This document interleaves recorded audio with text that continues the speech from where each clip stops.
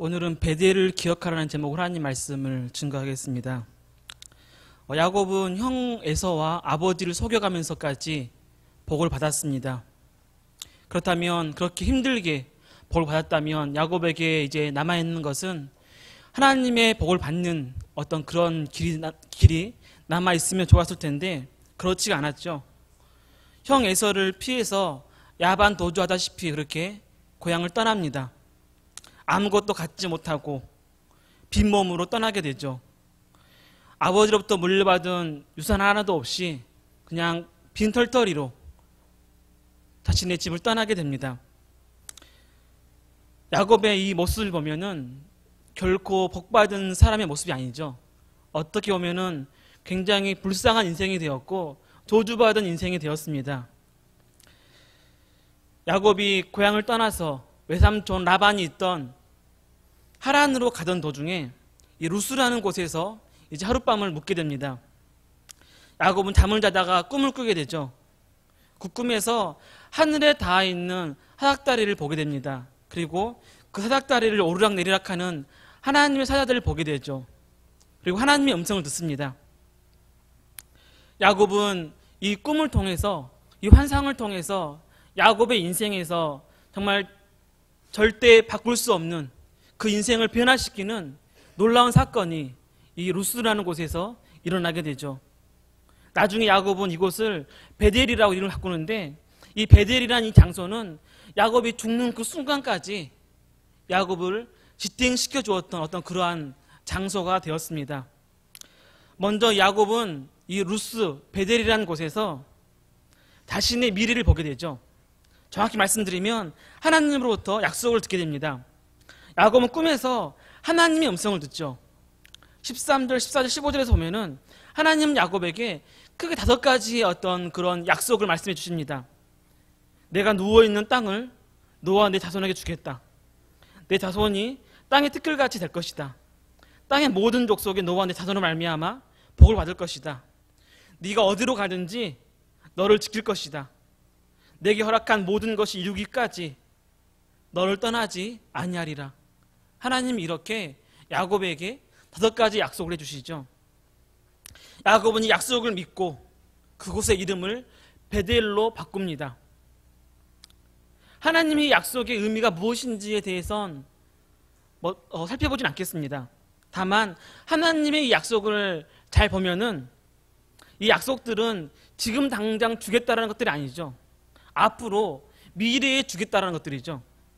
객관적으로 보면은 야곱이 꿈꾸기 전과 꿈꾼 후의 상황은 달라진 게 아무도 없습니다. 자신에게 주어진 것도 없고 뭔가를 얻은 게 전혀 없죠. 단 하나님으로부터 약속만 받았을 뿐이지 야곱은 아무것도 달라진 게 없습니다.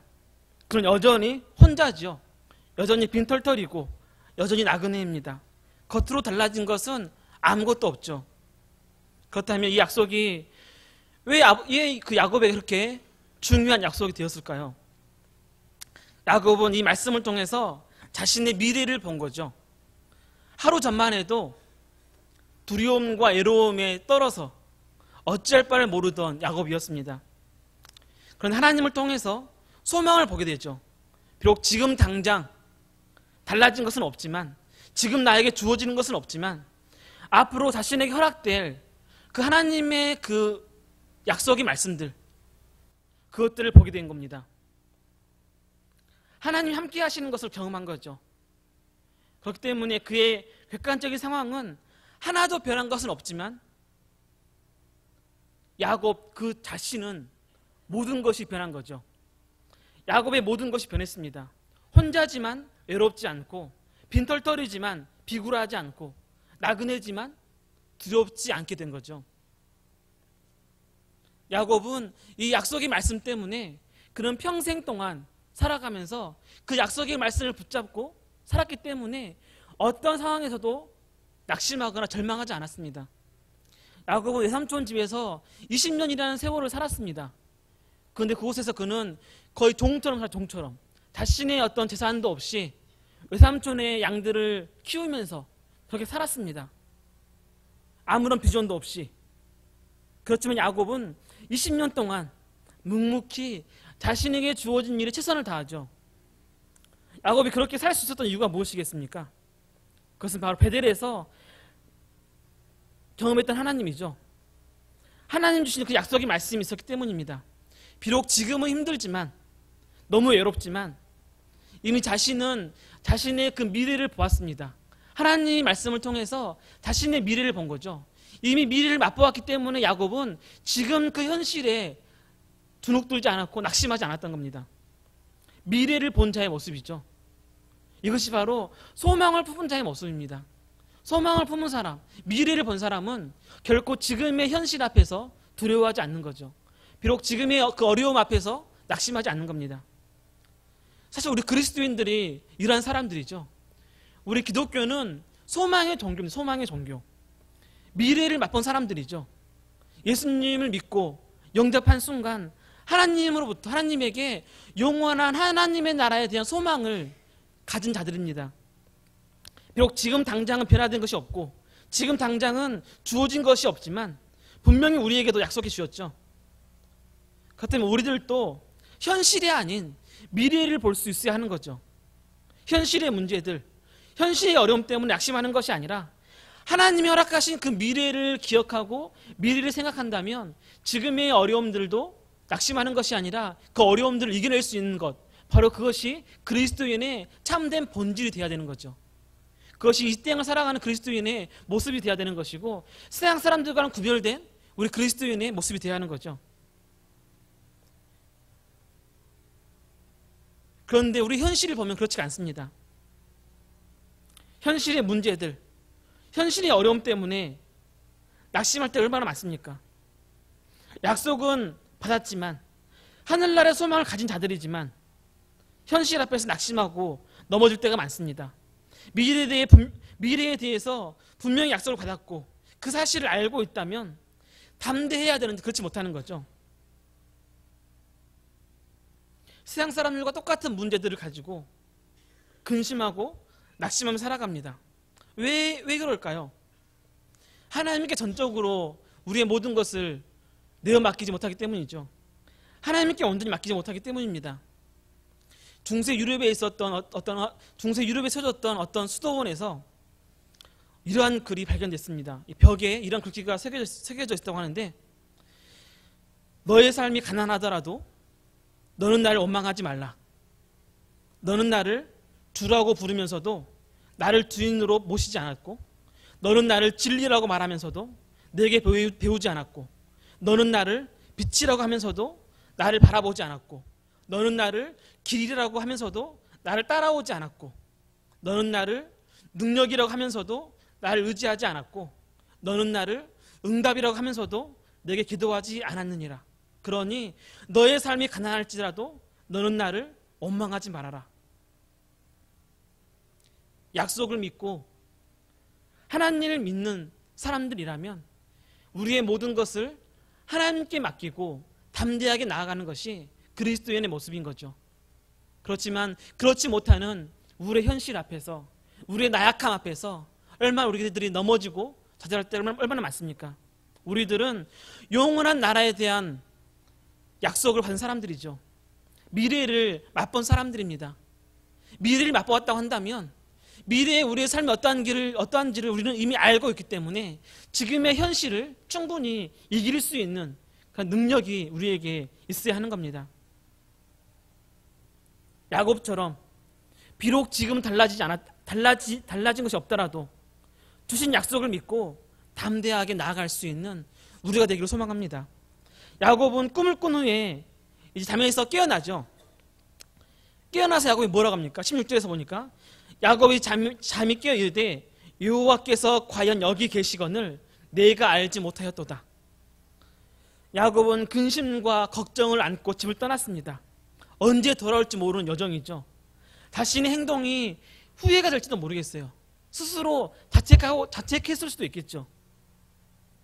아무도 자신과 함께하지 않은 것 같습니다. 자기 혼자인 것 같죠. 그때 야곱은 꿈에서 하나님을 만나고 하나님이 지금 이곳에 함께 계시다는 그 사실을 깨닫게 됩니다.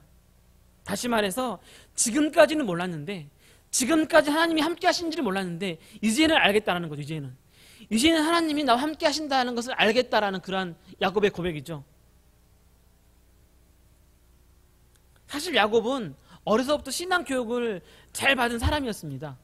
아버지 이삭은 물론이고 할아버지 그 아브라함에게서도 그는 하나님에 대해서 듣고 자랐을 겁니다. 야곱이 15살 될 때까지, 그때까지 아브라함이 살아있었기 때문에 야곱은 아브라함에게서 많은 어떤 신앙 교육을 받았겠죠. 그런데 야곱은 하나님을 잊어버렸습니다. 야곱은 지금까지 하나님이 함께 하신다는 그 사실, 어쩌면 하나님이 존재한다는 그 사실까지도 야곱은 잊고 있었는지 모르겠어요. 영적으로 어두운 삶을 산 거죠. 지금까지 하나님은 자신과 가깝지 않는 너무 먼 곳에 있는 것으로 그는 그렇게 느꼈습니다. 그런데 베델에서 야곱은 놀라운 경험을 하고 하나님은 저기에 계시는 분이 아니라 여기에 계시는 분이다라고 그렇게 야곱은 알게 된 거죠. 영적인 각성의 시간을 갖게 된 겁니다. 지금까지 그는 영적으로 어두워서 깨닫지 못했지만 이제 그 영적인 각성을 통해서 깨닫게 되고 하나님이 나와 함께 하신다는 사실, 하나님이 내 안에 임재하신다는 사실을 야곱은 알게 된 거죠.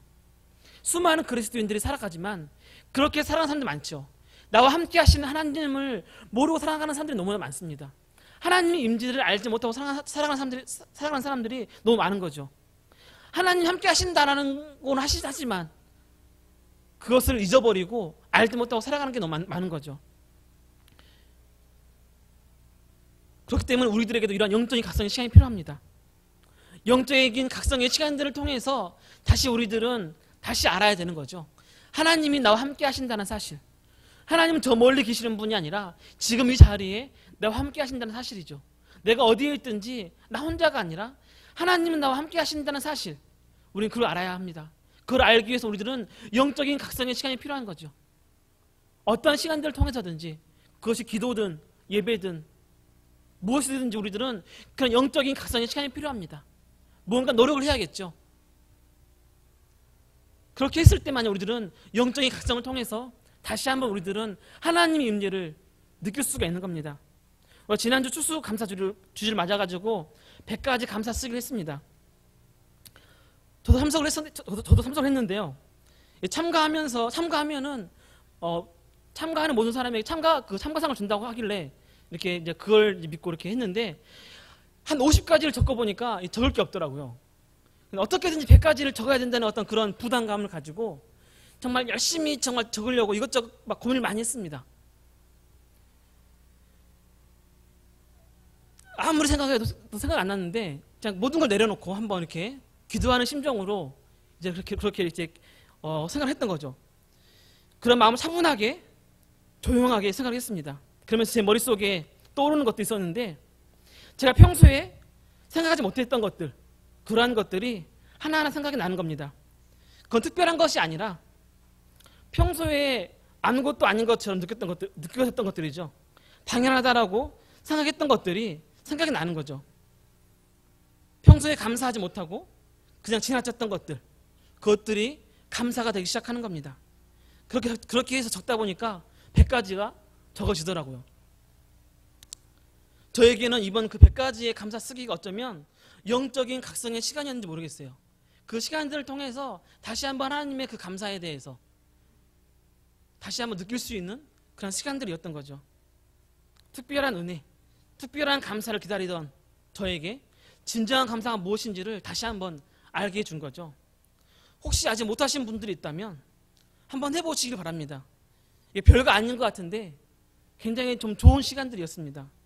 물론 상은 안 주겠지만 이제 그래도 한번 해보신다면 여러분들에게도 굉장히 어떤 그런 뜻깊은 뭔가 좀 이렇게 남는 시간들이 될 겁니다. 그러면서 어쩌면 하나님의 그 은혜가 얼마나 감사한지, 별거 아닌 것들이 얼마나 감사했는지 다시 한번 느낄 수 있는 그런 시간들이 될 겁니다. 베델에서 놀라운 경험을 했던 야곱은 크게 두 가지의 이제 반응을 보이죠. 첫 번째는 뭐냐면 하나님께 거룩한 예배를 드렸습니다. 야곱은 자신이 베고 있던 그 기둥을 삼아가지고 예배를 드리고 그곳의 이름을 베델이라고 그렇게 이제 부르게 되죠. 그리고 또 야곱은 22절에서 보니까 하나님께 반드시 12일조를 드리겠다고 그렇게 소원을 합니다. 예배와 11조를 그렇게 소원하며 하나님 앞에 약속을 하는 거죠. 예배와 11조가 무엇을 의미합니까? 자신의 몸과 자신의 가진 모든 것을 하나님께 드리겠다는 어떤 그런 헌신의 표현이죠.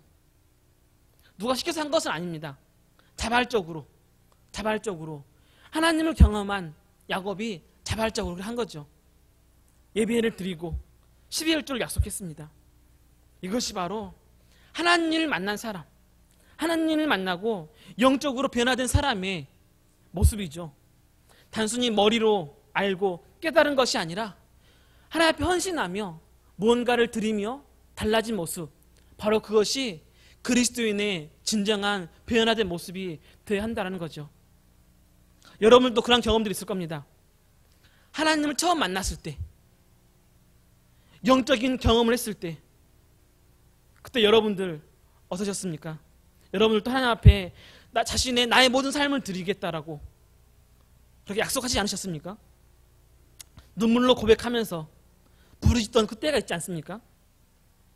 그런데 지금 어떻습니까? 기억도 잘 안 나고 언제였는지도 잘 모르시겠죠. 야곱에게 베델이라는 곳은 은혜의 땅이었습니다. 하나님을 만난 곳이고 영적인 각성이 일어난 곳이 베델이었고 자신의 모든 것을 하나님께 드리겠다라고 소원했던 곳이 베델이었죠. 야곱은 평생 이 베델이라는 이 장소를 잊지를 못했습니다. 하나님도 야곱이 힘들거나 어떤 문제가 있을 때마다 이 베델을 다시 한번 상기시켜주면서 그때를 기억나게 하시는 것을 볼 수가 있죠. 야곱이 삼촌 라반의 집에서 20년을 지냅니다. 그리고 이제 드디어 떠나야 될 때 하나님 야곱에게 이렇게 말씀하셨습니다. 창세기 31장 13절에서 나는 베델의 하나님이라. 네가 거기서 기둥에 기름을 붓고 거기서 내게 소원하였으니 지금 일어나 이곳을 떠나서 내 출생지로 돌아가라 하셨느니라. 하나님은 자신을 베델의 하나님이다라고 그렇게 말씀하시죠. 그러면서 야곱에게 베델에서의 그 일들, 20년 전에 있었던 그 일들이 기억나게 하시는 겁니다. 과거에 받았던 그 은혜, 그 놀라운 경험들을 다시 한번 기억나게 하시는 거죠. 또 한 번은 야곱의 딸 디나가 히브리 속의 추장에게 욕을 보이게 되죠.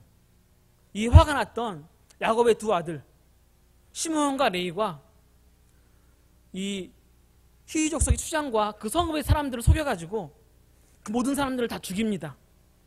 이 소식을 야곱이 듣게 됐죠. 이 소식을 듣고 야곱이 굉장히 두려워합니다. 그 많은 사람들이 그 가나안의 족속들이 힘을 합쳐가지고 쳐들어오면 도저히 그들을 이길 수 없었기 때문에 두려워하죠. 그렇게 두려워할 때 하나님이 또 야곱에게 나타나셔가지고 말씀하시죠. 너는 베델로 올라가라. 베델로 올라가서 과거에 네가 쌓았던 것처럼 다시 곳에서 단을 쌓고 예배를 드려라. 하나님 다시 한번 야곱에게 과거의 그 베델을 기억나게 하십니다. 과거에 하나님을 만났던 그때, 놀라운 경험했던 그때를 다시 한번 기억나게 하시는 거죠. 왜 하나님 야곱에게 이 베델을 계속해서 기억나게 하셨을까요? 두렵고 힘들 때마다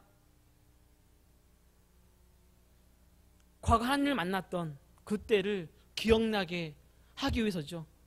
과거에 받았던 그 은혜, 과거에 받았던 그 약속의 말씀을 기억나게 하기 위해서였습니다. 그래서 다시 힘을 얻고 다시 능력을 받고 담대하게 나아가게 하기 위해서 하나님은 야곱에게 그 베델을 늘 기억나게 하신 거죠. 야곱도 이 사실을 알았습니다. 그래서 야곱도 평생의 이 베델을 잊지 않고 그들은 마음에 간직했습니다. 야곱이 마지막 이제 노년이 되어가지고 병이 들었을 때, 죽음을 이제 얼마 남겨놓지 않고 있을 때, 요셉이 자신의 두 아들과 함께 야곱을 찾아오죠. 그때 야곱이 또 이렇게 얘기합니다. 과거 베델에서 있었던 그 일들을 얘기해 주면서 요셉의 두 아들을 축복해 주죠. 무엇을 의미합니까? 야곱은 수십 년 전 베들레헴에서 느꼈던 받았던 그 은혜들, 하나님을 만났던 그 경험들을 그런 죽는 그 순간까지 잊지를 못했던 거죠. 야곱은 그때 그 베델의 사건이 죽는 그 순간까지 야곱에게는 능력이었고 힘이었고 자신을 지탱시켜줬던 원동력이었던 거죠. 여러분들에게도 이러한 베델이 있으십니까? 하나님을 만났던 장소, 하나님께 나의 삶을 드리겠다라고 소원했던 그 장소가 있으십니까? 그 옛날 내가 하나님 앞에 엎드렸던 그때를 다시 한번 기억하면서 무뎌진 우리의 영적인 것들을 다시 일으켜 세우시길 바랍니다. 다시 우리가 일어나서 하나님 앞에 나아가기를 원합니다. 아니 아직 나는 그런 베델이 없다고 한다면 그런 베델의 경험을 하시기를 바랍니다. 하나님을 만나는 그런 베델이 있기를 소망합니다. 그런 베델이 있는 사람, 과거에 그 베델에 있는 사람들은 마지막까지 그 베델이 우리에게 힘을 주겠죠. 하나님은 우리에게 또 베델을 허락해 주셨습니다. 힘들고 어려울 때마다 그때를 기억하는 거죠. 여러분들을 기억나게 하는 그 베델을 늘 마음에 간직하시면서 살아갈 때 하나님 다시 한번 우리에게 새 힘을 주실 것이고 새 힘을 통해서 이 세상을 살아갈 수 있는 능력을 우리에게 허락하실 것입니다. 그런 능력을 가지고 이 세상을 살아갈 수 있는, 승리하며 담대하게 살아갈 수 있는 우리의 삶이 되기를 간절히 소망합니다. 기도하겠습니다.